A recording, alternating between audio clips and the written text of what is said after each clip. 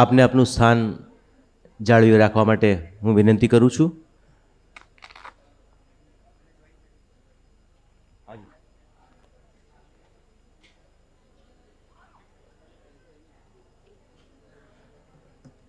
Doctor Mahendra Singh પરમારને હું મંચ પર એક નાનકડી વિધિ માટે સાદર નિમંત્રિત કરું છું.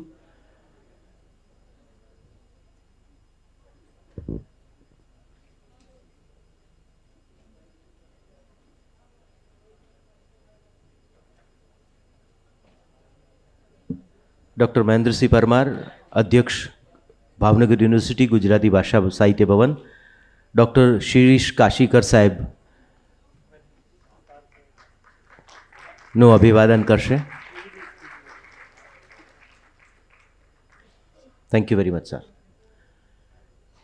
ડૉક્ટર શિરીષ કાશીકર સાહેબ પત્રકારત્વ સાથે જોડાયેલા વ્યક્તિ હોય, વિચાર સાથે જોડાયેલા વ્યક્તિ હોય, સનાતન સાથે જોડાયેલા વ્યક્તિ હોય, એમનો પરિચય આપવાનો ન હોય, પણ એમનો બાયોડેટા સંસ્થાના ડિરેક્ટરથી માંડીને બહુ જ લાંબો છે. પણ મને જે બાયોડેટા એમનો, અથવા બાયોડેટા તો ન કહી શકાય, પણ એમની વિશેષ વાત એ ગમે છે કે અઢળક પ્રતિભા સંપન્ન પત્રકારો એમણે તૈયાર કર્યા છે, ટકોરાબંધ પત્રકારો એમણે તૈયાર કર્યા છે, અને લગભગ તમામ મીડિયાઝમાં એના સ્ટુડન્ટ્સ અત્યારે કાર્યરત છે. પણ એ મિત્ર ભાવે એમણે આ સંગોષ્ઠીને આગળ ધપાવી છે. અને આ પ્રકારના જ્યારે ભારતકુલની વાત કરી ત્યારે એમણે સહજતાથી બહુ બધી સંસ્થાઓ સાથે, બહુ બધી ગતિવિધિઓ સાથે, બહુ બધી વિદ્યાકીય પ્રવૃત્તિ સાથે તેઓ શ્રી જોડાયેલા હોવા છતાં પણ બહુ જ સહજતાથી એમણે અમને હા કહી છે. થોડોક સમય એમનો અમે એડવાન્સમાં લઈએ છીએ, કારણ કે થોડુંક અમારું સાહેબ ક્ષમા કરશો, થોડુંક બધું ટાઈટ ચાલી રહ્યું છે, એટલે એટલા માટે આ એમનું સમય પહેલાં, આમ તો સમય પહેલાં એમના વિચારો છે જ, એ બધા તો છે જ, પણ આજે સમય પહેલાં થોડું એમનું વક્તવ્ય પણ શરૂ કરીશું. ખૂબ તાળીઓના સન્માન સાથે ડૉક્ટર શિરીષ કાશીકર સાહેબ. આપ સૌને નમસ્કાર. હરિદ્વારભાઈએ મને 15 મિનિટ વહેલો બોલાવી લીધો. એકચ્યુઅલી હું અને ડૉક્ટર પ્રદીપ મલિક અમે બંને એક પેનલનો હિસ્સો છીએ, ભારતીય જ્ઞાન વિજ્ઞાન પરંપરા અને સનાતન. ડૉક્ટર મલિક આવતા જશે, પણ ત્યાં સુધી હું થોડી બીજી આપણે વાત કરીએ. આમ તો ગઈકાલે પત્રકારત્વ અને આ બધા મુદ્દાઓ પર ઓલરેડી 1 કે 2 પેનલ્સ તો થઈ ગઈ, પણ હમણાં કેટલાક સમયથી આપણે જોઈ રહ્યા છીએ કે ખાસ કરીને છેલ્લા 1 દશકાની અંદર કે બહુ ઝડપથી કેટલીક વસ્તુઓ બદલાઈ રહી છે. હું એને મીડિયાના સંદર્ભે કહી રહ્યો છું. આપ સૌએ પણ, જે લોકોના મારી જેમ થોડા ઘણા વાળ ધોળા થઈ ગયા છે, જોકે મારા વાળ તો ધોળા થવાનું કારણ છે ને એ બોપલનું પાણી છે, બીજું કોઈ કારણ નથી. એ લોકોને આ વસ્તુનો બહુ જ તીવ્રતાથી અહેસાસ થયો હશે કે જિંદગી બહુ ઝડપથી ભાગી રહી છે. ખાસ કરીને છેલ્લા 10-15 વર્ષથી તમે એવું અનુભવ્યું હશે. અને પછી હવે ધીરે ધીરે એવું પણ લાગવા માંડ્યું હશે કે હા, હવે ક્યાંક થોડોક ઠેરાવ આવતો જાય છે. ફરી પાછું એકદમ એવું લાગે કે નહીં, આ તો આપણે ખોટા રોકાઈ ગયા છીએ, આ બધું બહુ ઝડપથી જઈ રહ્યું છે. એનું એક સૌથી મોટું કારણ એ છે કે આપણી આસપાસ જે માધ્યમોનો પ્રભાવ વધ્યો છે, એ પ્રભાવ એની પાછળનું મોટું કારણ છે. 250 વર્ષ જૂનું ભારતનું પત્રકારત્વ, અને એમ સમજો કે ઓલમોસ્ટ 250, 180, 190 વર્ષ જેવું એકમાત્ર એક હતું પ્રિન્ટ મીડિયાનું શાસન, અને પછી electronic media, television, broadcast media, radio. ભારતમાં તો જો કે ટીવી અને રેડિયો એ પહેલેથી સરકારી અંકુશમાં રહ્યા, પણ પછી છેલ્લા 2 દાયકામાં, 2-2.5 દાયકામાં આપણે ખાનગી ચેનલો અને ખાનગી માધ્યમોને પણ જોયા. અને હવે આ છેલ્લા 1 દશકામાં જે ધમાલ ચાલી રહી છે એ સોશિયલ મીડિયા અથવા ડિજિટલ મીડિયાની છે. અને આ ડિજિટલ મીડિયાએ આપણી જિંદગીના આયામો આખા બદલી નાખ્યા છે. હમણાં હું એક ન્યૂઝ જોતો હતો. મજાની વાત એ છે કે સોશિયલ મીડિયામાં હવે જે થાય છે એ બધું સમાચારમાં પણ આવે છે. એક સમાચાર વાંચતો હતો કે કોઈ એક ઇન્ફ્લુએન્સર છે કે ખબર નહીં કોણ છે, એણે કોઈ એક જગ્યાએ રોડ ઉપર ક્યાંક અંધારામાં ઊભા રહીને કેમેરા ચાલુ કર્યો અને પછી કેમેરા ચાલુ કરીને જતી રહી, અને એના પછી એ વિડીયોને અમુક લાખ વ્યૂ મળ્યા. એમાં કંઈ હતું નહીં, એ જતી રહી હતી બસ, ખાલી અંધારું ને ટ્રાફિક ને બધું હતું, પણ એ વિડીયોને અમુક લાખ વ્યૂ મળ્યા અને એ પાછા સમાચાર પણ બન્યા. એટલે જોવાની વાત એ છે, ઘણી બધી વખત તમને પોતાને પણ એવું થતું હશે કે તમારી પાસે જે કન્ટેન્ટ આવે છે, ઘણું બધું કન્ટેન્ટ તમારી પાસે આવે આખો દિવસ. મોટાભાગે આપણે પાસે આમ તો એમ કહીએ કે મારી પાસે ટાઈમ નથી, પણ જ્યારે ટાઈમ હોય ત્યારે આપણી પાસે એક જ વસ્તુનો ટાઈમ હોય, અને આપણો મોબાઈલ અથવા આપણું ટેબ. અને એના ઉપર આપણે શું કામ કરતા હોઈએ છીએ મારે કહેવાની જરૂર નથી. પણ આ જે એક માહિતીનો વિસ્ફોટ થયો છે, પછી એ કન્ટેન્ટ, હવે આજકાલ એને કન્ટેન્ટ કહેવામાં આવે છે. એ કન્ટેન્ટ કોઈ પણ સ્વરૂપનું હોય, પછી એ વિડીયો હોય, ગ્રાફિક્સ હોય, કે કોઈ નાની વાર્તા હોય, કે ઇમેજીસ હોય, ગમે તે કોઈ પણ પ્રકારનું કન્ટેન્ટ છે, એ આપણી પાસે એટલી બધી અઢળક માત્રામાં આવે છે. મનોરંજનના નામે આવે છે, માહિતીના નામે આવે છે, ઘણા બધા પ્રકારે એ આપણા સુધી પહોંચે છે અને આપણે એને કન્ઝ્યુમ કરીએ છીએ. હું જાણી જોઈને આ શબ્દ વાપરું છું, કન્ઝ્યુમ. આપણે બધા કન્ઝ્યુમર છીએ, બધા જ ગ્રાહકો. તમે જ્યારે ટેલિવિઝનની સામે બેસો છો ત્યારે પણ તમે ગ્રાહક છો, જ્યારે તમે તમારું ટેબ ખોલીને બેસો છો ત્યારે પણ તમે ગ્રાહક છો, જ્યારે તમે તમારો મોબાઈલ ચાલુ કરી અને ફોન કરવા સિવાયની કોઈ પણ પ્રવૃત્તિ કરો છો, ફોન કરવા સિવાયની કોઈ પણ પ્રવૃત્તિ કરો છો એટલે તમે ગ્રાહક છો. તમે દર્શક નથી, તમે વાત કરનારી વ્યક્તિ નથી, તમે વાત સાંભળનારી વ્યક્તિ નથી, તમે માત્ર ને માત્ર કન્ઝ્યુમર છો. અને એટલા માટે જ એટલું બધું કન્ટેન્ટ આપણી આસપાસ આવતું હોય છે, ફરતું હોય છે કે આપણે થાકી જઈએ, પણ એ ક્યારેય પૂરું થાય નહીં. રોજના હજારો વિડીયો યુટ્યુબ પર આવે છે. હું ભારતની વાત કરું છું, દુનિયા આખીમાં તો લાખો હશે.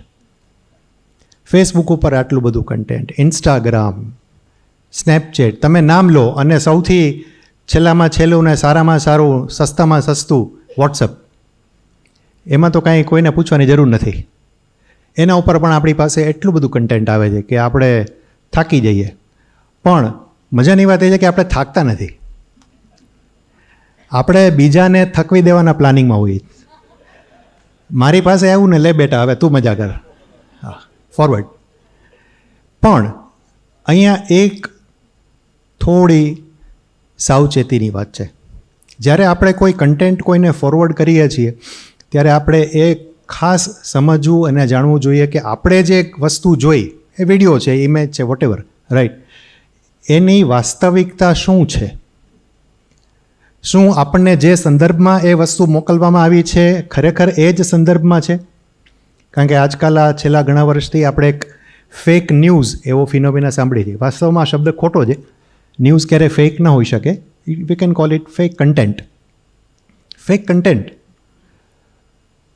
એવું બની શકે કે વિડીયો સાચો હોય, ઘટના ખરેખર બની હોય, પણ એ ઘટના પાકિસ્તાનમાં બની હોય અથવા અફઘાનિસ્તાનમાં બની હોય, અને અહીંયા નીચે કેપ્શન લગાવીને કે દેખો ફલાણા ફલાણા ગામમાં ફલાણા ફલાણા લોકોએ આવું આવું કરી નાખ્યું, અને જાય મારતું ગાજતું જાય બધે, અને એના કારણે ધમાલ પણ થઈ જાય.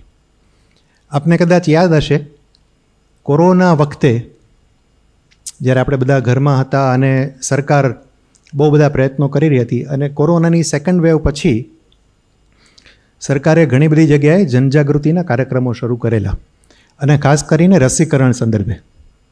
તો અમદાવાદમાં જ કેટલાક એરિયાની અંદર લોકોએ જે કાર્યકર્તાઓ હતા, મેડિકલ હેલ્થ વર્કર્સ, એમને આવતા રોક્યા હતા અને એમના પર પથ્થરમારો પણ કર્યો હતો કે અહીં નહીં, અમારે નથી જોતું આ બધું.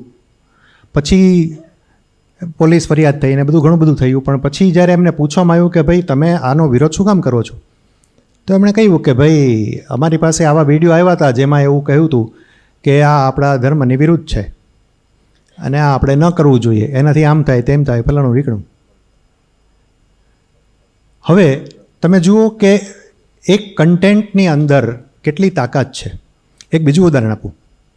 થોડા સમય પહેલાં આપણા ઉત્તર ગુજરાતના એક ગામડામાં કેટલાક મધ્યપ્રદેશથી આવેલા લોકો, જે મદારી ટાઈપના જે લોકો હોય છે, મદારીઓ જતા, આમ તો મદારી કમ્યુનિટીના લોકો, કેટલીક બહેનો ને ભાઈઓ જતા હતા. એમની પાસે એક બે નાના બાળકો, પેલી બહેનો એક બે બાળકો તેડેલા હતા. તો એ ઉત્તર ગુજરાતનું એક ગામ છે, હું નામ ભૂલી ગયો. એ ગામમાંથી જ્યારે એ લોકો નીકળ્યા તો ગામ લોકો અચાનક ભેગા થઈને એમને ઘેરી લીધા અને એ લોકોને મરણતોલ માર માર્યો. તો એ લોકોને ખબર ન પડી કે ભાઈ અમે એવું શું કર્યું કે લોકો એમને પકડીને માર્યા. પછી તો એ લોકો ત્યાંથી ભાગ્યા અને પછી પોલીસ આવી અને પછી એ લોકોને સેફ લઈ જવામાં આવ્યા. પછી પોલીસે કેટલાક લોકોની ધરપકડ કરી કે ભાઈ આ શું છે બધું. એટલે પછી જે લોકો મારવામાં આગળ હતા એમણે કહ્યું કે અમારી પાસે એવો વિડીયો આવ્યો હતો કે આ અમારા ગામમાંથી વચ્ચે એક બે છોકરાઓ ગાયબ થયા હતા, નાના બાળકો. એટલે અમારી પાસે એવો વિડીયો આવ્યો હતો કે આ લોકો છે ને એ બાળકોને ઉઠાવી જતી ટોળકી છે અને એ લોકોનું વર્ણન પણ આના જેવું જ હતું. એટલે અમે તો પૂછું ગાયચું નથી ને મારવાનું શરૂ કરી દીધું, કારણ કે એમની પાસે બાળકો હતા. હવે આ બાબતો જે છે એ ખરેખર it's very અલાર્મિંગ.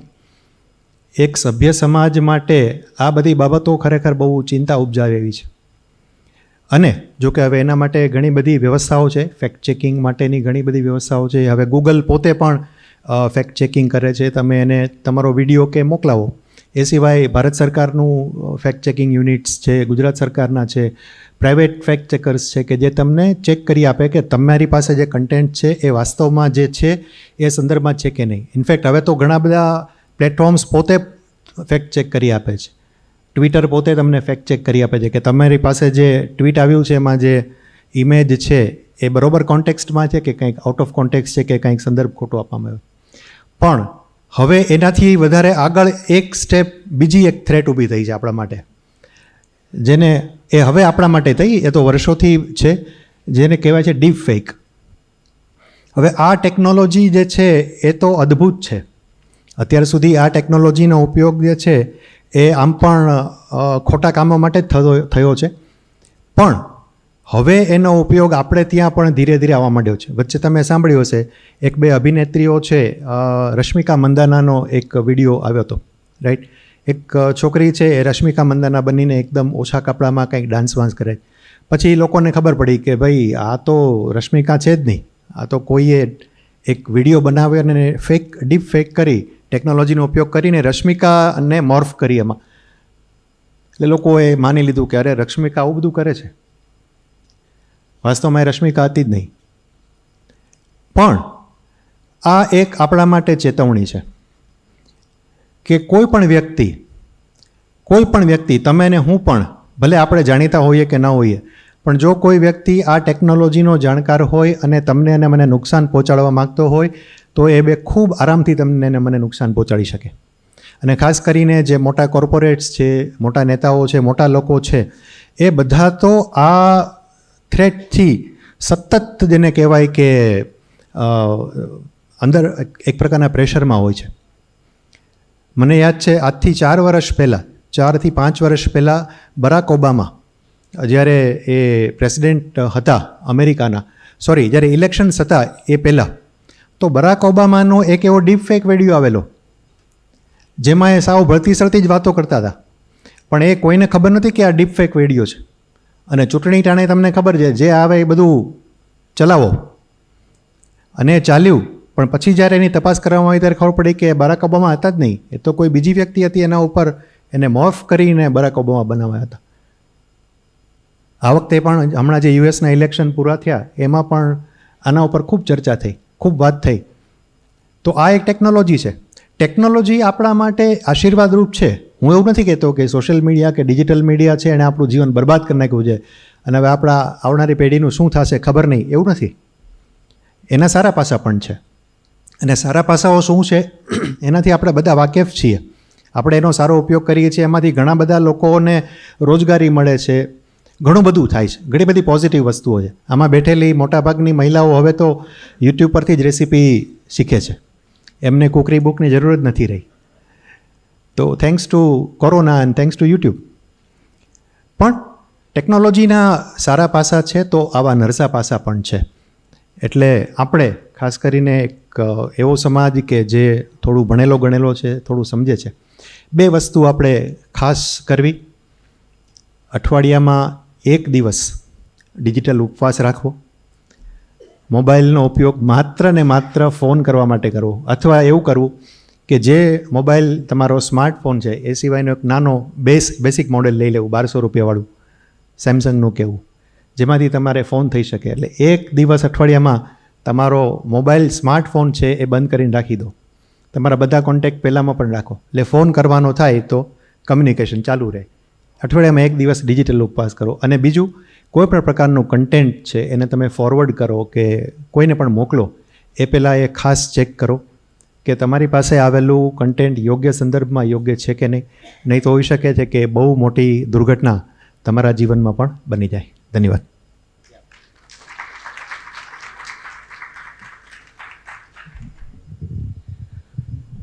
Thank you very much doctor Shirish Kashikar સાહેબ.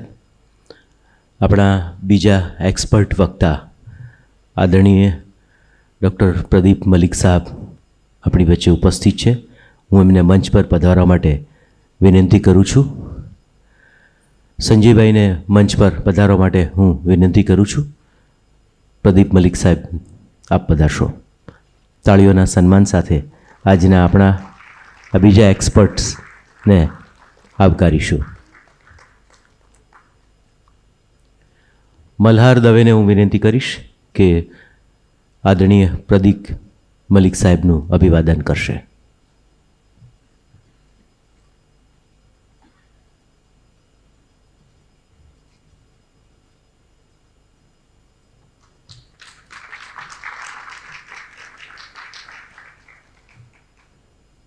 Thank you very much Pradeep Malik સાહેબ. તો આજના આપણા આ બે વિદ્વજ્જન બંને કમ્યુનિકેશન પત્રકારત્વ ક્ષેત્રે લિજેન્ડરી વ્યક્તિત્વ. કાશીકર સાહેબનો તો પરિચય આપ્યો, આમ તો મલિક સાહેબનો પણ પરિચયની જરૂર નથી. એમને આમ અમદાવાદે મિરર બતાવવાની જરૂર નથી, એમનો અમદાવાદને પરિચય છે. પણ એક્ટિવ જર્નલિઝમમાં ઉચ્ચ હોદ્દા પર બિરાજમાન થઈ અને અત્યારે એક નવી પેઢી, અગેન કાશીકર સાહેબ જેમ પત્રકારત્વની નવી પેઢી એક તૈયાર કરી રહ્યા છે અને અનેક સંસ્થાઓ સાથે રહીને બહુ જ ઉત્તમ કામ કરી ચૂક્યા છે. એટલે અહીંયા એ વિગતે વાત કરતો નથી, પણ આજે આ બંને સ્વનામધન્ય વિદ્વજ્જનો આપણને પ્રાપ્ત થયા છે, એનો આનંદ છે. આજે પત્રકારત્વના સંદર્ભે, આજે સંસ્કૃતિના સંદર્ભે, સનાતનના સંદર્ભે કેટલીક વાતો, કેટલીક સંગોષ્ઠી, કેટલીક ડિસ્કશન્સ અહીંથી પ્રસ્તુત થશે. તો આરંભમાં એક ભૂમિકા માટે આપના વક્તવ્યની વાતની ભૂમિકા માટે સૌપ્રથમ હું ડૉક્ટર પ્રદીપ મલિક સાહેબને વિનંતી કરીશ કે એક ભૂમિકા આપ રચી આપો. આદરણીય ડૉક્ટર પ્રદીપ મલિક સાહેબ. હું એમનો પરમિશન માંગતો હતો કે ભાષા કઈ રાખીએ, થોડીક હિન્દી, થોડીક ગુજરાતી અને થોડીક અંગ્રેજી. ઓલ ઇન વનથી વધારે એ છે કે એ દર્શાવે છે કે મારી પ્રભુત્વ ત્રણેય ભાષા ઉપર નથી. થોડીક આવડે, પણ આઈ થિંક કમ્યુનિકેટર છીએ અમે લોકો, પ્રોફેશનલ, તો અમે લોકો કમ્યુનિકેટ કરી લઈએ છીએ કોઈ ને કોઈ રીતે. Thank you very much. જે વિષય છે એમના માટે હું શરૂઆત કરીશ કાશીકર સાહેબના પરમિશનથી કે ભારતીય વિજ્ઞાન વિચાર અને સનાતનની જો વાત કરીએ તો બંને અમારે વાત કરવી પડશે. Will have to speak both કે સનાતન શું અને વિજ્ઞાન શું. મને લાગે છે કે વિજ્ઞાન શું છે વેરી ક્લિયર, બહુ ક્લિયર છે, પણ એમાં પણ વન્સ ઇન અ વાઇલ લોકોને થોડીક પ્રોબ્લેમ થાય છે કે વિજ્ઞાન શું છે, કેમ કે વિજ્ઞાન એટલે ફિઝિક્સ, કેમિસ્ટ્રી, બોટની, ઝોલોજી, મોસ્ટલી એ લોકો એ જ રીતે જુએ છે મોસ્ટ ઓફ ધ ટાઈમ. અને This happens even with our students. હું એક વિજ્ઞાનના કેમ્પસ ઉપર હવે ભણાવું છું. I am at Pandit Deendayal energy university, જો કે હું સોશિયલ સાયન્સે સમાજ વિજ્ઞાન ભણાવું છું ત્યાં, પણ એ છે પ્રાઇમરીલી ટેકનોલોજીના કેમ્પસ. અને લોકોને ત્યાં લાગે છે કે વિજ્ઞાન એટલે ફિઝિક્સ, કેમિસ્ટ્રી, મેથમેટિક્સ, જે વિચ આઈ સેડ, અને કમ્પ્યુટર, ઇલેક્ટ્રિકલ, મિકેનિકલ એન્જિનિયરિંગ થાય. અને અમે લોકો કહીએ છીએ કે ભાઈ તો સોશિયલ સાયન્સીસ ક્યાંથી આવી ગયા? સોશિયલ, જો વિજ્ઞાન, ફિઝિક્સ, કેમિસ્ટ્રી છે, નેચરલ સાયન્સીસ છે, તો એમાં સોશિયલ ક્યાંથી આવી ગયા? અને સોશિયલ છે તો વિજ્ઞાન કઈ રીતે થઈ જાય છે? સો એકદમ વન સેન્ટેન્સ, એક જ સેન્ટેન્સ છે વિજ્ઞાન માટે, કે એની સિસ્ટમેટિક પરસ્યુટ ઓફ નોલેજને અમે વિજ્ઞાન કહીએ છીએ. જે એ ફિઝિક્સની હોય, દેટ ઇઝ નેચરલ સાયન્સની વાત હોય, નેચરલ ફોર્सेसની વાત હોય, તો દેટ ઇઝ ઓલ્સો વિજ્ઞાન. અને પોલિટિક્સની પણ વાત હોય, હા, જો એ સિસ્ટમેટિકલી એક લોજિકને ફોલો કરતા જે કરી શકાય, તો that is also science. So will stop at that science. મને લાગે છે ધીસ નોલેજેબલ ગેધરિંગને સનાતન શું છે? We all are very clear. Sanatan is very simple. એનું લિટરલ મિનિંગ જે છે એ જ સનાતન છે. સનાતન એટલે ઇટર્નલ, હર હંમેશ માટે. So it's literal meaning. Now વિદ્વતજનો જે ફિલોઝોફર્સ હોય, વેદો અને એન્શન્ટ સ્ક્રિપ્ચર્સના વધારે નોલેજ ધરાવતો હોય, they can speak much better, they can explain more on Sanatan. પણ પોઈન્ટ એ છે કે અમારા માટે, ઓર્ડિનરી મોર્ટલ્સ માટે, સનાતન is just that something is eternal. શરૂઆત ક્યાંથી થઈ? We do not know. ક્યાં જશે? We do not know. All that we can do is to think about it, conjecture કરી શકીએ, postulate કરી શકીએ. પણ એક conjecture અને postulate, it can't come from your hat. It has to come from here. hat થી થોડાક નીચે, દિમાગથી, માઇન્ડથી, we have to bring it. So we'll start from there. અને થોડીક વાત હું કરીશ, પછી શ્રીશભાઈ વાત કરશે, અને પછી અમે લોકો will be very happy to have discussion. એટલા માટે જ હું અહીંયા બેસું છું, ત્યાં નથી જતો, કેમ કે અહીંયા બેસીએ તો વી કેન હેવ મોર કન્વર્સેશન્સ. ત્યાં પોડિયમ ઉપર જઈએ ને તો લાગે છે જે એઝ એફ હું કાંઈક છું અને હું મારે કોલર થોડીક ઊંચું હું કરી શકું. નો, એ તો તમે મારા એબ્સન્સમાં તમે લોકોને એન્ગેજ કરી રહ્યા હતા ને હું સાંભળતો હતો. And I was very happy to tell here જ્યારે તમે કીધું કે ક્યાં ડિજિટલ ડાયટ રાખીએ, ઉપવાસ રાખીએ, ડિજિટલ ઉપવાસ કરીએ. ઓકે, સો ભારતીય વિજ્ઞાન વિચાર, જો વિજ્ઞાન is any systematic pursuit of any knowledge, એ ભારતમાં હોય કે શ્રીલંકામાં હોય. હા, જાણી જોઈને હું યુએસએ અને યુરોપ નથી કહેતો, કેમ કે our reference point unfortunately is always western world. એટલા માટે હું કહું છું કે એ ભારતમાં હોય કે શ્રીલંકામાં હોય, મ્યાનમારમાં હોય કે પાકિસ્તાનમાં હોય, સિસ્ટમેટિક પરસ્યુટ જે નોલેજની હોય, તો દેટ ઇઝ આવર વિજ્ઞાન. એન્ડ જો એમના આગળ અમે જો એડજેક્ટિવ લગાવીએ, વિશેષણ લગાવીએ ભારતીય, તો ભારતીય શું થઈ શકે? If it is eternal, if it is સાર્વભૌમ, if it is universal, then what could be ભારતીય? આપકે પરમિશન સે અને શ્રી સરના પરમિશન સે હું એ જ કહીશ કે જો અમે લોકો શરૂઆત કરીએ ભારત વર્ષના વિચારથી, વસુધૈવ કુટુંબકમ, anything that follows within the framework, within the paradigm of this વસુધૈવ કુટુંબકમ, એ જ ભારતીય થાય. અને જે વસુધૈવ કુટુંબકમમાં વિશ્વાસ કરે છે એ જ કહે છે સર્વે ભવંતુ સુખિના, સર્વે સંતુ નિરામ્યા, સર્વે ભદ્રાની પશ્યંતુ, મા કશ્ચિત દુઃખ ભાગ્ય ભવેત. જ્યારે અમારા વિજ્ઞાન, our pursuit of knowledge follows this, સર્વે સુખિના સંતુ, સર્વ માટે સર્વે સુખી થાય મારા નોલેજથી, મારા પર્સ્યુટથી અને એની એપ્લિકેશનથી, દેટ ઇઝ ભારતીય knowledge. Then this how I will look at it. I'm sure you people will have more ideas also on that, and we can exchange some thoughts on that towards the end of our session. Okay, so that is it. Now, if that is what it is, so I have just jotted down certain points and I'll start with that. What is this Bharatiya विचार, विज्ञान विचार. I have no idea of proving कि we are superior અને western inferior છે, અથવા તો western superior છે અને અમે ઇન્ફિરિયર છે. નો વે. નોલેજ જે છે કોઈ પણ જગ્યાએ અર્જિત કરો, it is important to respect that knowledge. તો નોલેજને અમે લોકો રેસ્પેક્ટ કરીશું. ઈસ્ટર્ન નોલેજ હોય, ઈસ્ટર્ન ઓરિજિનના નોલેજ હોય, વેસ્ટર્ન ઓરિએન્ટલ હોય અથવા ઓક્સિડેન્ટલ હોય, જે કંઈ હોય. ઓકે, તો અમારા ત્યાંના સનાતન અથવા તો ભારતીય વિજ્ઞાન વિચાર થોડીક શરૂઆતમાં કઈ રીતે અમે શરૂ કરીએ છીએ. Unlike the regular research pursuits that we have in our universities, specially ટેકનોલોજીના યુનિવર્સિટીઝમાં શું કરીએ, એક હાઇપોથેસિસ બનાવીએ છીએ અમે લોકો. ઓકે, એના ઉપર ડેટા કલેક્ટ કરીએ છીએ ફોલોઈંગ સર્ટન મેથડ્સ. એનું એક મેથડ પ્રિસ્ક્રાઇબ છે. We have hypothesis, data collect કરો, ટેસ્ટ કરો, હાઇપોથેસિસ કરો, ડેટા કલેક્ટ કરો, ટેસ્ટ કરો, વારંવાર ટેસ્ટ કરો, and there is a statistical method of doing that. અને જો અમે લોકો કહીએ છીએ કે 95% કોન્ફિડન્સ લેવલ, ટેકનિકલ નોલેજ में लैंग्वेज में કહે છે 0.05 લેવલ ઓફ કોન્ફિડન્સ ઉપર જે ખરા, if it test that, if it is proved true, then we accept it as the theory and then we accept it as knowledge. Deduction થી શરૂ કરીએ અને ઇન્ડક્ટ કરી લઈએ આ નોલેજને.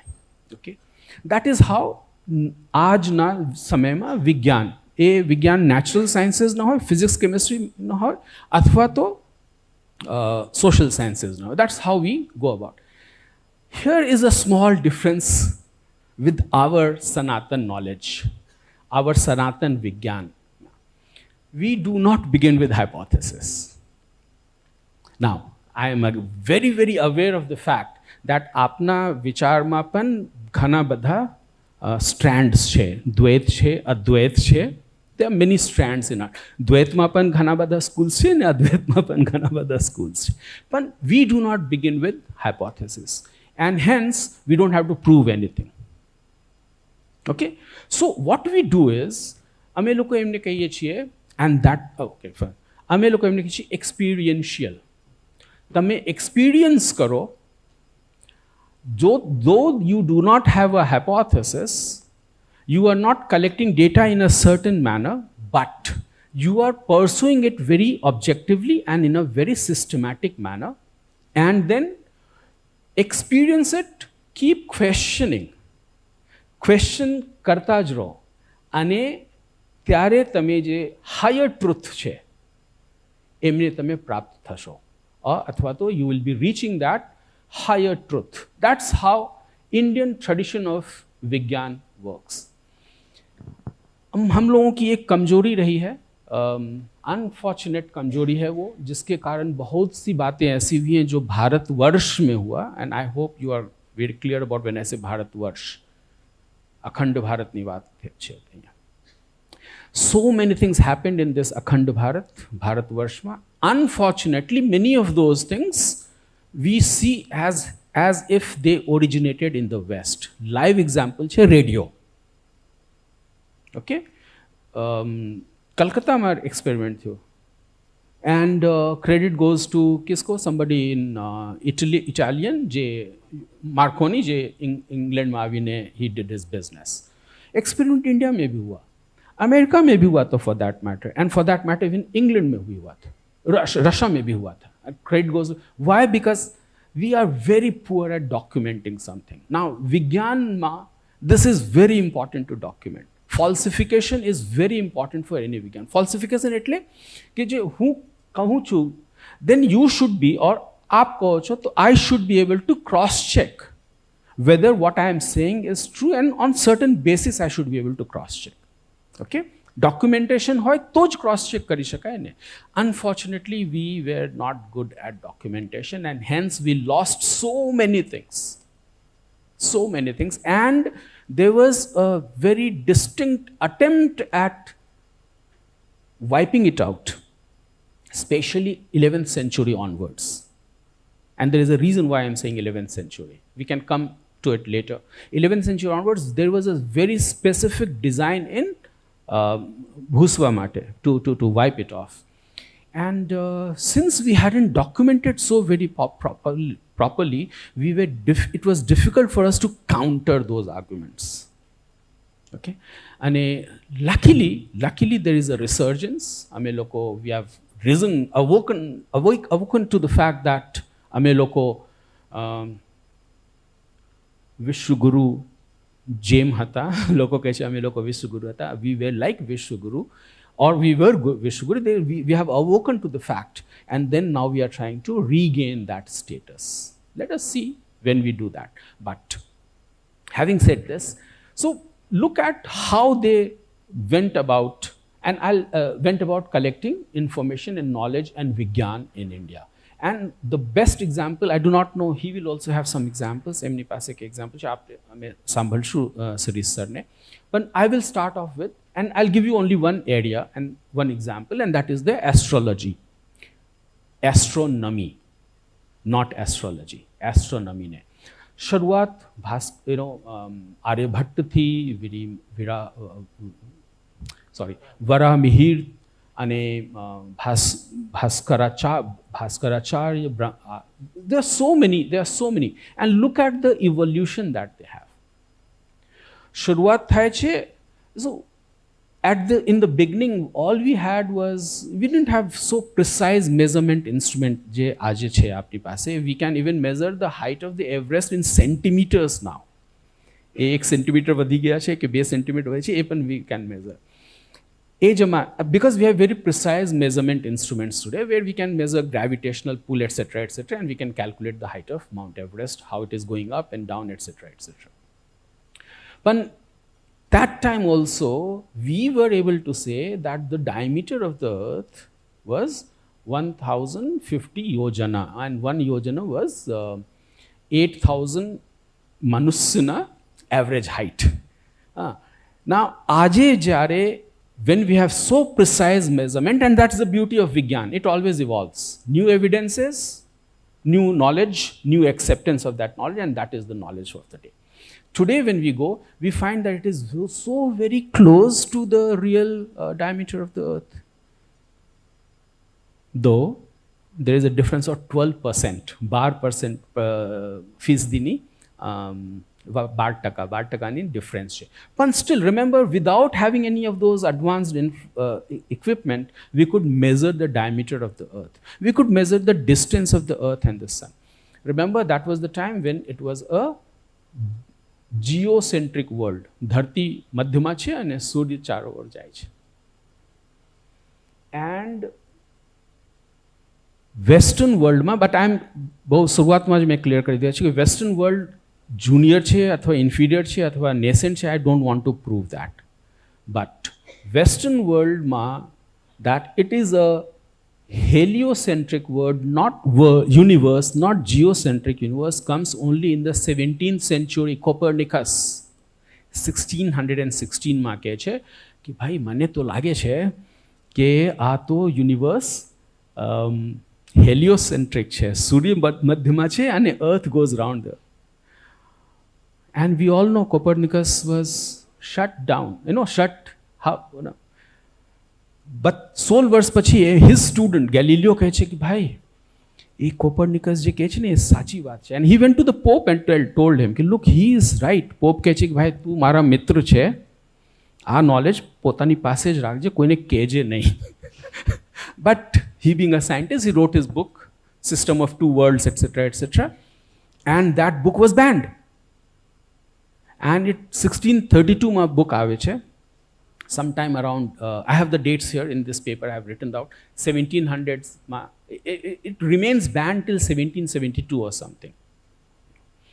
But jare Bhaskaracharya India ma કહે છે કે ભાઈ, and we all know Indian calendar is both lunar as well as solar, બંને છે. અને બંને વચ્ચે એમ લોકોને ખબર હતી કે earth goes around the sun. That's why they could predict both. It is solar as well as lunar, and there is a gap between the two. એ વખતે અમને ખ્યાલમાં ન હતો કે it is 365 days, so many 6 hours and 56 seconds. We didn't know so precisely, but we knew that there is 360 days. And lunar calendar એથી ઓછી છે, 350 ડેઝની આસપાસ. Correct me, give me the correct days. And they have to reconcile, એટલે 5 વર્ષનો એક યુગ બનાવ્યા એ લોકોએ. And after 5 years, they will add a year. Adhik Masni ji concept che. They will add a year so that the lunar time and the solar time reconciles. We were very clear that there is a motion of the earth round the sun. Bhaskaracharya ne ame loko gher mein puri dida. Did we shut him in his house? We did not. That is the acceptance of Sanatan. Je tradition che hamari, we accept. And we accept diverse knowledge and hence diversity. To me, that is what is Bharatiya Vichar, Bharatiya Vigyan Vichar, where we accept the diversity and diverse knowledge and the way in you can gain your knowledge. There are many ways. આજના જ્યારે અમે લોકો scientific રીતે social science કરીએ છીએ અથવા તો natural science કરીએ છીએ, we have a research methodology, એપિસ્ટેમોલોજી છે. તમારા અને જેના ઉપર તમે રિસર્ચ કરી રહ્યા છો બંનેનું સંબંધ શું છે, ઓન્ટોલોજી છે, સત્ય શું છે, વોટ ઇઝ ધ રિયલ. જે બાદલ, એ જે હાથી દેખાય છે આકાશમાં, એ સચમુચમાં is it really an elephant? એ જે પાણી દેખાય છે મને ત્યાં, is it really water? Ontology. there are many ways of doing all these things, but I'll stop here. I think I have made it very clear that where our vichar comes from, our vichar comes from Sarve Bhavantu Sukhina, Vasudhaiv Kutumbakam. My pursuit of knowledge and my knowledge should be used for the benefit of society and everybody should be happy about it. It comes from there, and there are many ways that we have accepted and we continue to accept. Remember, Chapama, in newspapers, we keep reading about conflicts, okay? My guess is, my assumption is, these conflicts are nothing but aberration. જે સમયકાળની અમે વાત કરીએ, thousands of yearsની વાત કરીએ, તે આ 2 વર્ષ કે 5 વર્ષ અથવા 10 વર્ષ is like a snap of your finger. You know, this is, it will pass. I'll stop here. We'll discuss further about Indian knowledge, Indian science, if time permits. Thank you very much. Thank you.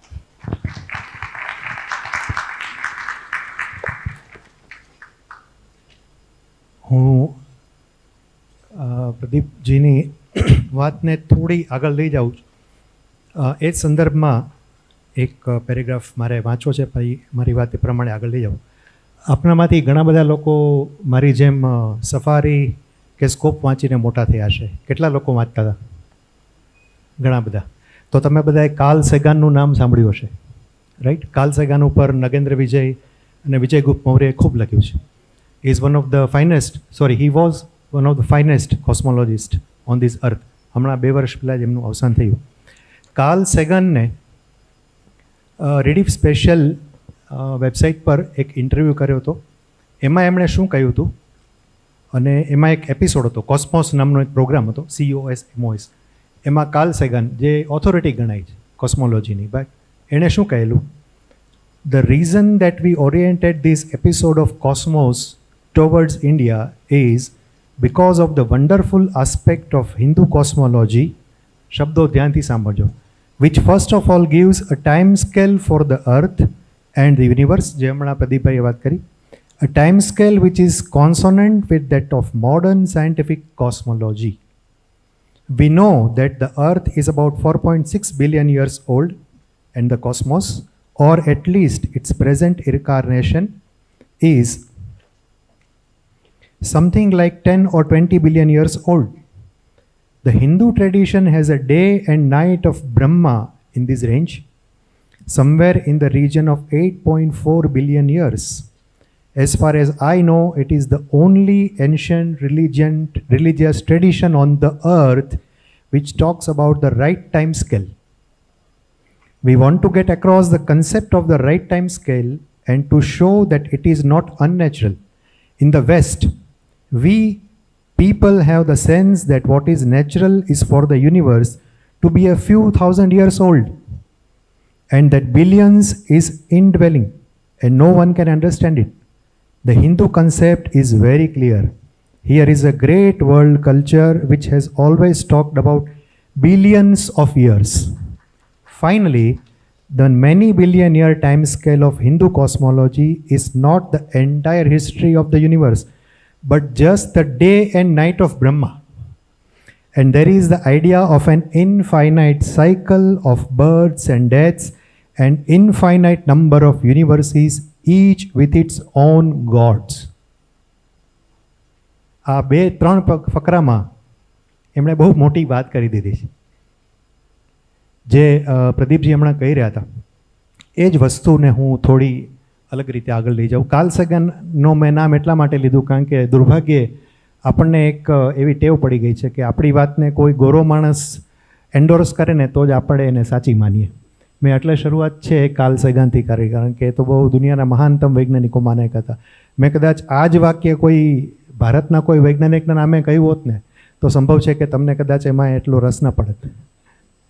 તમને થતા હા બરાબર છે, ભારતના વૈજ્ઞાનિકો તો બિચારા સંઘર્ષ કરે છે, કરી રહ્યા હોય બરાબર છે, but it's not like that. દુનિયાએ આ સત્ય સ્વીકારેલું છે. અને સૌથી મહત્ત્વની બાબત જેમ એમણે કહ્યું પ્રદીપભાઈએ કે પછી એપ્લાઇડ સાયન્સ હોય કે સોશિયલ સાયન્સીસ હોય, ભારતની જે જ્ઞાન અને વિજ્ઞાનની પરંપરા છે એના મૂળમાં અને એના કેન્દ્રમાં માનવી પોતે છે. માણસનો ઉત્થાન, માનવીનો ઉત્થાન અને એને જ્ઞાનના ઉપાર્જનથી જ્ઞાન મેળવી અને સત્યની શોધ કઈ રીતે કરી શકાય એ એના કેન્દ્રમાં છે. અને એટલા માટે જ આપણા દેશની અંદર હજારો વર્ષ પહેલાં જે ફિલોસોફી, જે સાહિત્ય, જે સંશોધનો, જે શોધખોળો થઈ પછી એ આપણા ઋષિઓએ કરી હોય કે આપણા મહર્ષિઓએ કરી હોય, આપણા મનીષીઓએ કરી હોય, એ બધું જ એક અલગ ફિલોસોફિકલ બેન્ટવાળું છે. આપણે ત્યાં છે ને બહુ મજાની વસ્તુ છે, આપણે ત્યાં એટલે ભારતમાં, એટલે ખાસ કરીને જ્યાં હિન્દુ ધર્મને પાળનારા લોકો વધારે રહે છે એવું કહીશું, પછી એ દુનિયાનો કોઈ પણ ભાગ હોય, ત્યાં આ વસ્તુ બહુ રસપ્રદ રીતે આપણને બધાને જોવા મળે છે. આપણી દરેક પરંપરા, આપણી દરેક બાબત જે પછી કુટુંબ વ્યવસ્થા સાથે સંકળાયેલી હોય કે જીવન સાથે સંકળાયેલી હોય, એ બધામાં કોઈ ને કોઈ રીતે નાના કે મોટા પાયે, સીધી કે આડકતરી રીતે વિજ્ઞાન સંકળાયેલું હોય છે. પછી એ ડોશી વૈદુ હોય કે પછી આયુર્વેદ હોય, બરાબર. પણ આ બધું આવ્યું છે ક્યાંથી? કાર્લ સેગન કહે છે ને કે ભારતીયો તો બિલિયન્સ ઓફ વર્ષોની વાત કરે છે. તો આ બિલિયન્સ ઓફ વર્ષોની વાતો આપણે ક્યારે કરતા થયા? આપણે ક્યાંથી કરતા થયા? તો એના રૂટ્સ ક્યાં છે? તો એના રૂટ્સ જે છે એ તો બહુ ઊંડા છે. આપણા દેશની અંદર જે અલગ અલગ પ્રકારની જેને આપણે કહીએ કે ફિલોસોફી અથવા દાર્શનિકતા અથવા દર્શનો જે આપણા ઊભા થયા, એના વિશે કેટલીક હું 2-3 વસ્તુ મૂકું છું. મેં કેટલાક જર્નલ્સ અને રિસર્ચ પેપર્સનો આમાં ઉપયોગ કર્યો છે. એના પ્રમાણે આપણે ત્યાં 9 પ્રકારની ફિલોસોફીની સ્કૂલ હતી. અને જ્યારે આપણે ફિલોસોફી કહીએ છીએ ભારતમાં, ત્યારે એ માત્ર દર્શનશાસ્ત્ર એટલે માત્ર જીવન જીવવાનું, આમ થવું જોઈએ તેમ થવું જોઈએની વાત નથી. એમાં બધું જ આવે છે, એમાં વિજ્ઞાન પણ છે. એના 2 ભાગ પાડે છે જે સોશિયલ સાયન્ટિસ્ટ છે, થેઇસ્ટિક અને એથેઇસ્ટિક. થેઇસ્ટિકના 6 એમાં ઉપવિભાગો છે. એક છે વેદાંત છે, મીમાંસા છે, ન્યાય છે, વૈશેષિકા છે, યોગ છે અને સાંખ્ય છે. અને એથેઇસ્ટિક છે એના 3 ભાગ પડે છે. ચારવાક, જે ચારવાક ઋષિ છે એમના ઉપરથી, બુદ્ધ અને જૈન. આ જે 3 વિચાર પરંપરાઓ છે જે હવે ધર્મો બની ગયા છે કે સંપ્રદાય બની ગયા છે, પણ એ આખી એક ફિલોસોફિકલ વિચારની પરંપરા છે. હવે આની સાથે કેટલીક બાબતો બહુ મહત્ત્વની છે. આપણે જ્યારે વેદ, ઉપનિષદ, આ બધા ગ્રંથો કે આ બધાની વાત કરીએ ને ત્યારે આપણને એમ થાય કે અચ્છા, આની અંદર તો ખાલી જીવન જીવવાની ફિલોસોફી જે છે એની જ વાત હશે કે ભાઈ તમારે શું કરવું જોઈએ, શું ન કરવું જોઈએ વગેરે. પણ ના, એવું નથી. વેદો, ઉપનિષદોની અંદર પણ ટાઈમલેસ સાયન્સ છે. દુર્ભાગ્યે આપણે સામાન્ય વ્યક્તિ તરીકે એમાં બહુ ઊંડા ઉતરતા નથી હોતા, પણ માત્ર ભારત નહીં, ભારત સિવાયના દેશોની અંદર પણ આના ઉપર ખૂબ બધા સંશોધનો થઈ રહ્યા છે. આપને જાણીને આશ્ચર્ય, થોડો આનંદ અને ઘણું બધું દુઃખ પણ થશે કે આજની તારીખે સૌથી વધારે સંસ્કૃત ભાષા અને સંસ્કૃત ગ્રંથો ઉપરનું સંશોધન ભારતમાં નથી થતું, જર્મનીમાં થાય છે. બરાબર છે. ભારતમાં હવે શરૂ થયું છે છેલ્લા 8-10 વર્ષની અંદર ઘણી બધી સંસ્થાઓ, પછી સરકાર દ્વારા સ્પોન્સર્ડ હોય કે ખાનગી સંસ્થાઓ હોય, એના ઉપર કામ કરી રહી છે કે આપણું જે આ નોલેજ ટ્રેઝર છે એ આટલું બધું છે. આપણે એમ કહીએ છીએ ને કે છે કે હતું, તો પછી આપણે હજુ ત્યાં ને ત્યાં કેમ દેખાઈએ છીએ? ઘણા બધા લોકો એવું કહે છે કે ભાઈ જો ને, તમે આટલી બધી મોટી મોટી વાતો કરો છો ને કે અમારે ત્યાં ન્યાયશાસ્ત્ર હતું, અમારે ત્યાં માનસશાસ્ત્ર હતું, અમારે ત્યાં ધનુર્વિદ્યા હતી, અમારે ત્યાં વિમાનશાસ્ત્ર હતું, તો બધું હતું જ ને, હવે ક્યાં છે?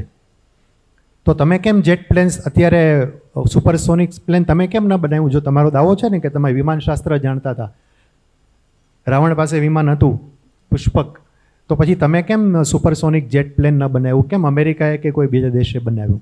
તમે એમ કહો છો કે સુશ્રુત મુઈએ તમારે ત્યાં સૌથી પહેલી શલ્ય ચિકિત્સા કરી હતી, તો તમારી પાસે કેમ આજે આધુનિક એલોપેથીનો કોઈ બીજો એવો સ્ટ્રોંગ વિકલ્પ નથી? વાત તો સાચી છે. એના માટેના ઘણા બધા કારણો છે, જે પ્રદીપભાઈ પણ એમાંથી કેટલીક વાત કરી કે કેટલાક ગ્રંથો છે એનું ડોક્યુમેન્ટેશન તો થયું છે. હમણાં જ હું આની ચર્ચા માટે કેટલાક પુસ્તકો જોતો હતો, એમાં એક પુસ્તકની અંદર ઉલ્લેખ છે કે આજની તારીખે પણ, જેને આપણે ભુર્જપત્ર કહીએ છીએ, પહેલાંના સમયમાં લખાતું જે કાંઈ હતું એ ભુર્જપત્ર પર લખાતું હતું. તો એવું એક ભુર્જપત્ર આપણા ભારતનું અત્યારે જાપાનના એક મ્યુઝિયમમાં છે, અને એવું માનવામાં આવે છે કે વિશ્વનું સૌથી જૂનામાં જૂનું લખાણ છે. અને ભારતના કોઈ એટલે ગ્રંથ જ છે નાનો એવું.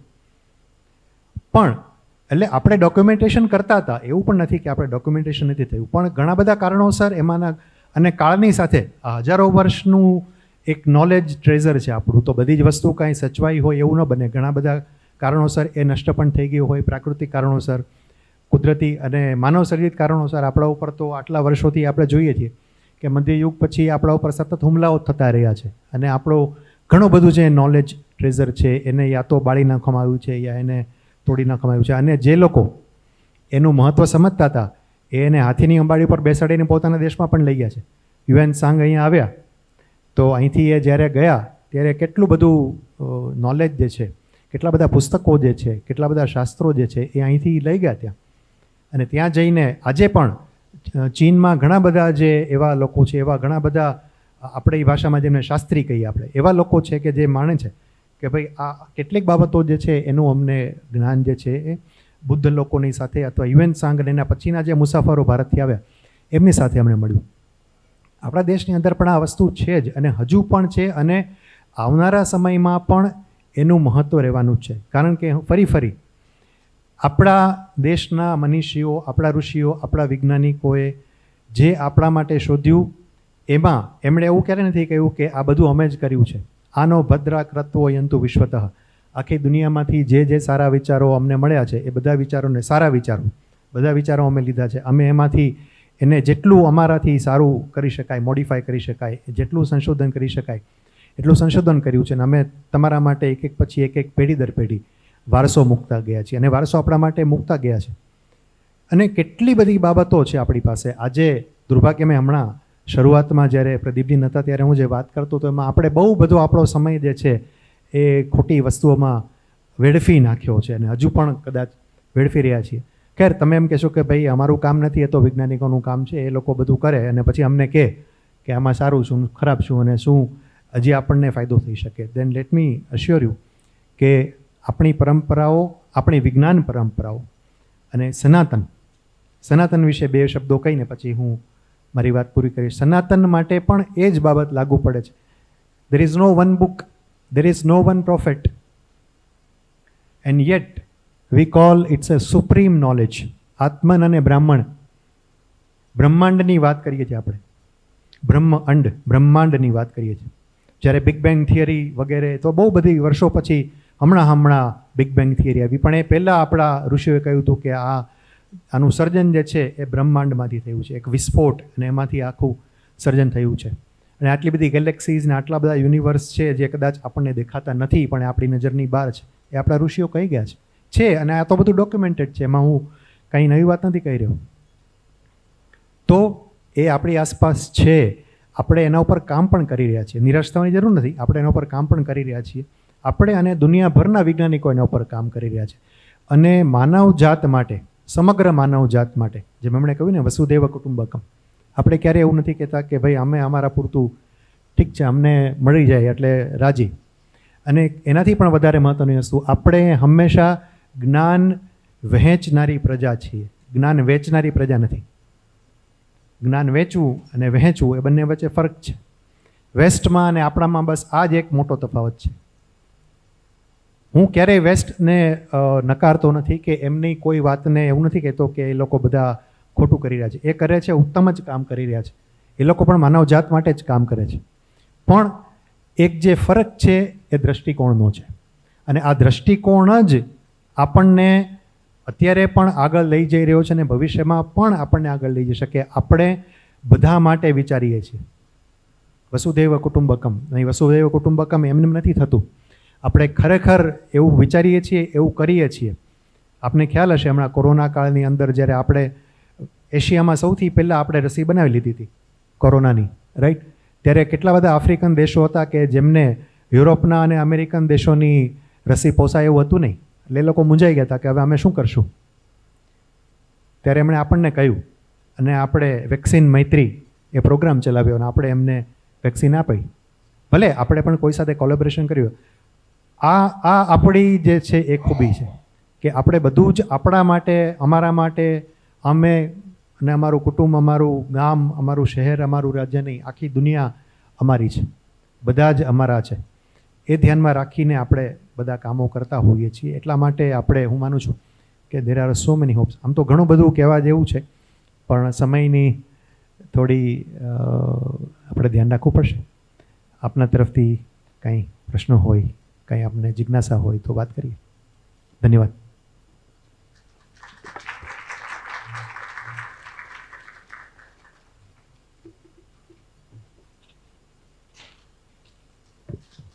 હું બે પુસ્તકો વિશે ખાસ આપને કહેવા માગીશ. ખાસ કરી એ સનાતન ઉપરના પુસ્તકો છે. Sanatan Dharma, the eternal quest for truth, અને બીજું છે Sanatan Dharma, navigating modernity with ancient wisdom. આ પુસ્તક લખ્યું છે ડૉક્ટર PS ઐથલ અને ડૉક્ટર રામનાથન શ્રીનિવાસન. શ્રીનિવાસ યુનિવર્સિટી છે મેંગ્લોરની, એના બંને સોશિયલ સાયન્ટિસ્ટ છે. એમણે આ પુસ્તકો લખેલા છે. એટલે લગભગ 1200 પાનાના બંને પુસ્તકો છે. બંને પુસ્તકો ઇન્ટરનેટ પર અવેલેબલ છે, આપ એને ડાઉનલોડ કરી શકો છો.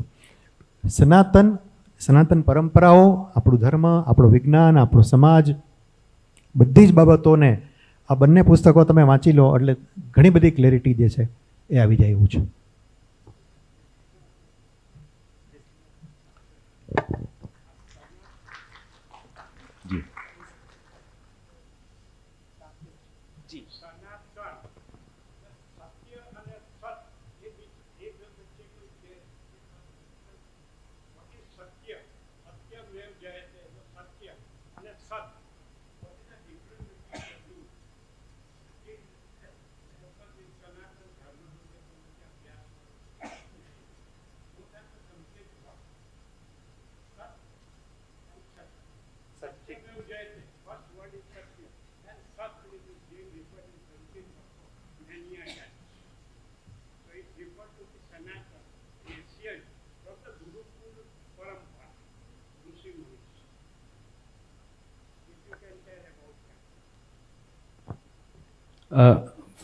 Honestly, I am not fully equipped, I am not fully trained to answer your question. I am not trained in philosophy. But what I do understand, કે જે સનાતનની જ્યારે અમે લોકો વાત કરી છે, અમે લોકો the context is eternal. It is not about yeah. Yes, sir. Sir.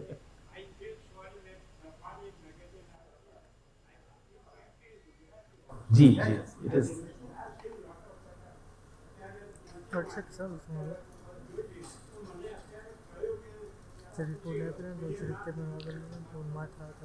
સો સત જો જ્યારે વાત કરીએ અમે લોકો, my understanding is that the way you are asking us, my understanding is that we are talking of something absolute. Okay, there is one truth, and that is the absolute. Okay, that is one way of looking at, and the other way of looking at is that satya also changes. આજના કોન્ટેક્સ્ટમાં, વિજ્ઞાનની કોન્ટેક્સ્ટમાં, we accept this fact that satya changes with evidence. નવા evidence આવે, new સત્ય બનશે. But there must be something, ક્યાંક તો છે. So I'm adding two disciplines now, philosophy and journalism. અમારા જર્નલિઝમમાં અમે લોકો પણ કહીએ છીએ, જર્નલિઝમમાં અમે લોકો truth, we pursue truth. But we always tell us, I have also trained myself that way, and we train others also. Okay, look, you can always only be closer to the truth, and still closer to the truth. You do not know what is the truth because evidences may emerge later. I'll give you an example again.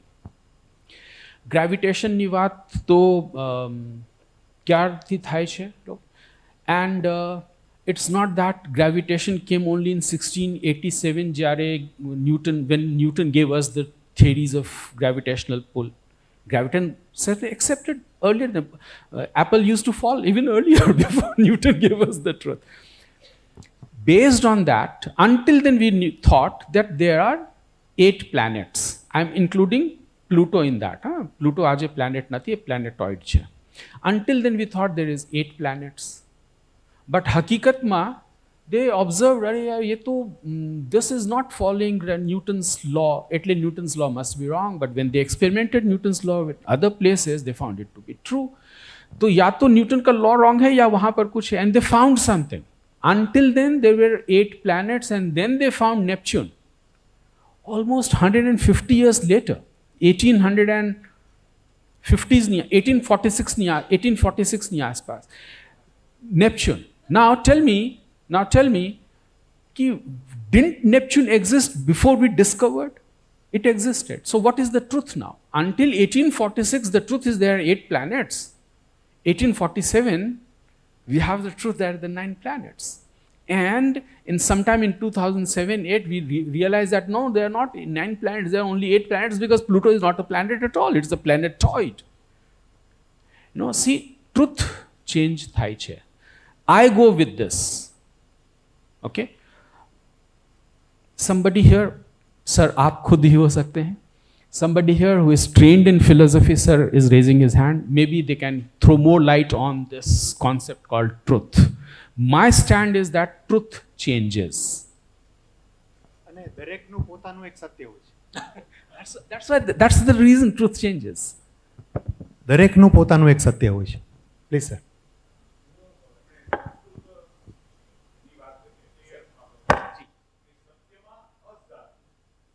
અસ હોવું થવું, અસ્તિ સત.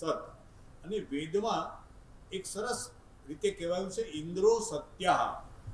તો ઇન્દ્ર સત્ય છે નહીં, એ અર્થમાં છે કે ઇન્દ્ર જે કહે છે તે યથાર્થમાં લાવે છે. માત્ર બોલવું એટલે સત્ય નહીં, સત્યનારાયણની કથાવાળું સત્ય નહીં. તમે જે કહો છો એ તમે અસ્તિત્વમાં લાવો છો, અસધાતુ છે, તો તમે સત્ય છો. એટલે અસ્તિત્વનો અસ્તો એક આ સંદર્ભ પણ ધ્યાનમાં રાખવું જોઈએ, વેદનો અને અસધાતુનો.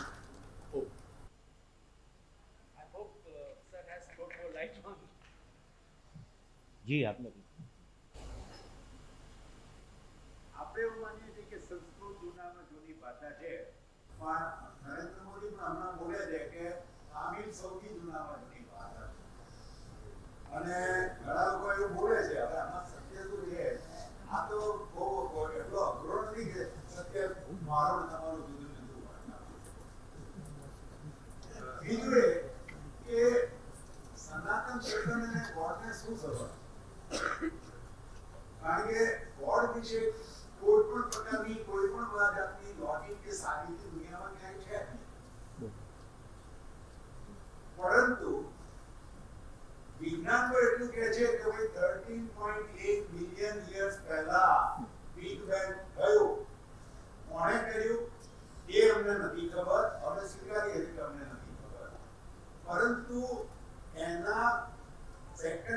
સેકન્ડના ભાગમાં શું થયું એ નથી ખબર, પરંતુ એના પછી સિલસિલાબદ્ધ એ લોકો જે કંઈ શોધે છે એ બધું સાબિત કરે છે, પીડિત કરે છે અને એ પ્રમાણે એની સાબિતી આપે છે.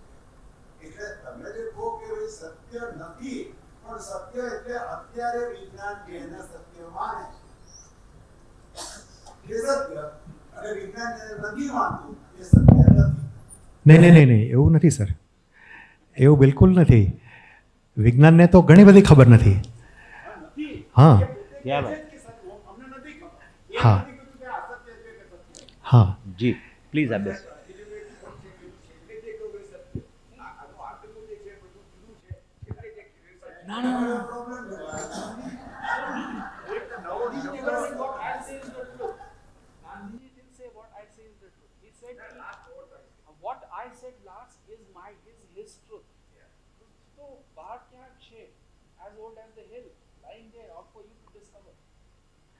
See, basically, one is the experimental way of understanding truth, અને બીજું છે grounded theory અમે કહીએ છીએ.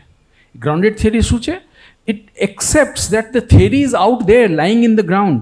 એક ગાર્ડનમાં છે, તમે જાઓ એક ઘાસ ડૂકો, એમાં છે તમને થિયરી મળી જશે. That is the truth.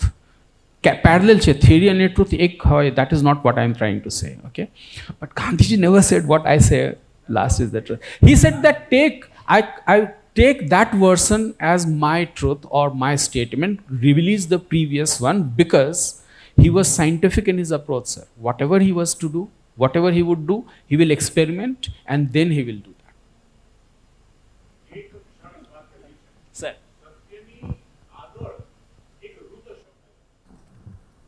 Satyam વદામી ઋતમ વદામી. Shankaracharya પણ એવું કે વ્યવહાર જગત જે છે ને એ સત્ય કેવળ નથી ચાલતું, સત્યાનૃતે મિથુની કૃત્ય પ્રચલતી અયમ વ્યવહાર. તો ઋત ઇઝ હાયર સ્ટેજ. જસ્ટ આ ઉમેરણ જી Thank you, sir. Thank you, sir. જી સર. તો ના સર, સમય નથી. Thank you very much sir, thank you. તો આજે આપણી સાથે ડૉક્ટર પ્રદીપ મલિક સાહેબ અને ડૉક્ટર શિરીષ કાશીકર સાહેબ આપણી સાથે જોડાયા. આપ બંને વિદ્વાનોનો અમે આ ક્ષણે ખૂબ ખૂબ આભાર માનીએ છીએ.